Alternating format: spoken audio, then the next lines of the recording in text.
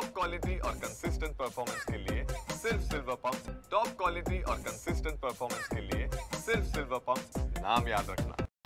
महाराष्ट्राची लाल परीची अत्यंत बिकट अशी अवस्था झालेली आहे। त्यामुळे आता लाल परी जी आहे ती नवीन रूपात येणार आहे। ई बसेस जे आहेत ते दिले जाणार आहे। यासाठी आता नंदुरबार आगाराकडनं चार्जिंग स्टेशनचे जे काम जे आहे ते सुरू झालेलं आहे। 80% काम जे आहे ते सुरू झालेलं पूर्ण झालेलं आहे आणि अवघे काही दिवसातच हे चार्जिंग स्टेशनचे काम जे आहे ते पूर्णत्वात येणार आहे। जवळपास नंदुरबार आगाराला 11 पॉइंट दिले गेलेले आहेत। 180 केवीचे आहे जे चार्जिंग स्टेशन आहे ते राहणार आहे आणि या चार्जिंग स्टेशनवरती बसला चार्जिंगसाठी 3 ते 5 तास लागणार आहे। त्यानंतर ही बस जी आहे ती 300 ते 350 किलोमीटर धावणार आहे।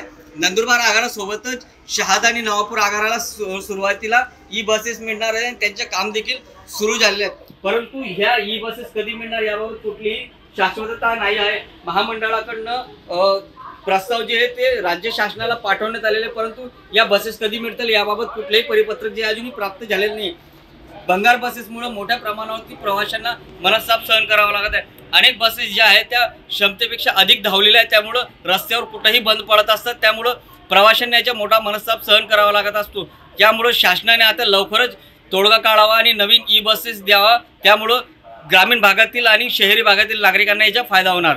जितेंद्र बैसाने, TV9 मराठी, नंदुरबार।